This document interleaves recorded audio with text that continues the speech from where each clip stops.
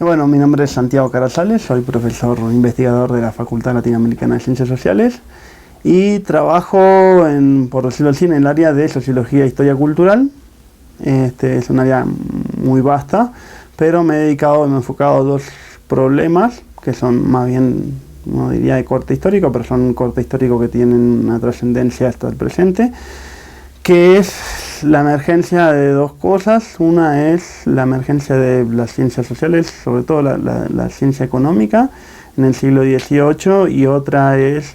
la emergencia de la literatura nacional mexicana en el siglo XIX. Digamos, aparentemente son dos cosas diferentes, pero las dos responden también a procesos que trascienden determinados contextos considerados como los clásicos, los contextos entendidos como dados por descontados, que son de alguna manera yo creo que la idea de Estado-Nación, la idea de Estado, la idea de comunidad, y los dos apuntan un poco a problematizar ciertas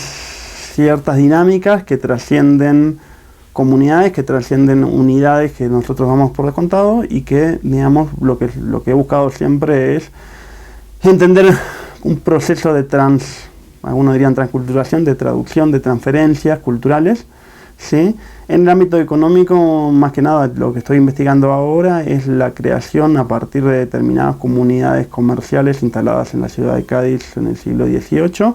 cómo en esas comunidades se transfiere todo un saber económico comercial que pasa a París a mediados del siglo XVIII y se transforma en un saber disciplinar en la economía, ¿sí? Y como ahí, digamos, se crean y se recrean determinadas transferencias de saberes económicos que cruzan desde Inglaterra, Holanda, España y Francia, y que van a formar realmente el saber económico a partir del siglo XVIII, a partir de mediados del siglo XVIII. Eso es una cosa, pero me interesa nuevamente discutir esto en términos de trascender las supuestamente de horizontes nacionales o tradiciones nacionales, digamos, ¿no? Con los cuales se piensa el pensamiento económico. Y lo otro también, nuevamente, en el caso mexicano, lo que me interesa precisamente es la configuración supuestamente de una literatura nacional que en verdad, digamos, es parte de un juego también de transferencias y de traducciones de experiencias y de saberes que van desde Europa hacia México y de México hacia Europa. Y últimamente lo que estoy investigando más precisamente es la apropiación en México de la idea de revolución y de la idea de revolución francesa a partir de la idea de lucha de clases, que es un tema que también retoma Marx en su momento,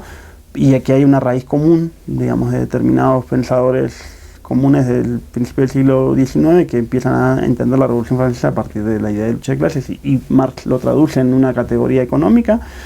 y en una disputa económica, aunque en México, digamos, eso se cruzan con otras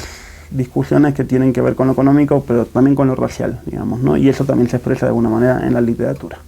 ¿sí? ¿Qué resuelven de estos problemas? Yo creo que lo único que resuelven es, digamos, es dar una mirada diferente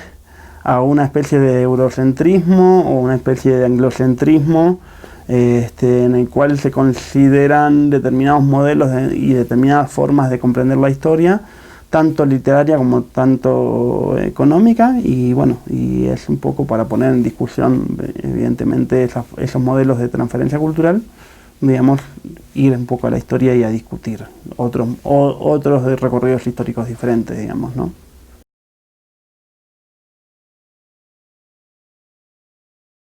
Hay varias discusiones. Yo creo que la literatura, digamos, evidentemente hay diversas formas de entender la literatura, e históricamente ha habido diversas formas de entender la literatura, digamos, ¿no? O sea, más allá de todo, digamos, yo creo que en el siglo, entre fines del siglo XVIII y principios del siglo XIX hay una impronta fuerte de lo que se llama la corriente romántica, que tiene diversas expresiones, tanto alemanas como inglesas como francesas, pero que además, digamos, se decantan en diversos momentos históricos distintos. Uno es el momento, digamos, contemporáneo de la Revolución Francesa, y otro es el momento posterior a la restauración después de Napoleón, que es el momento más francés romántico. Pero digo, lo que hay ahí me parece importante es reconocer hasta cierto punto dos cosas. Primero, una noción de experiencia con la cual elabora la literatura, y que es una experiencia, digamos, yo creo que es una experiencia,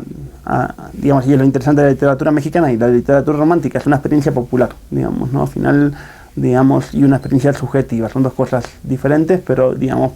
pero se articulan a la vez la idea de reconstruir una experiencia y la idea de reconstruir una experiencia subjetiva, pero a su vez apuntar a sujetos que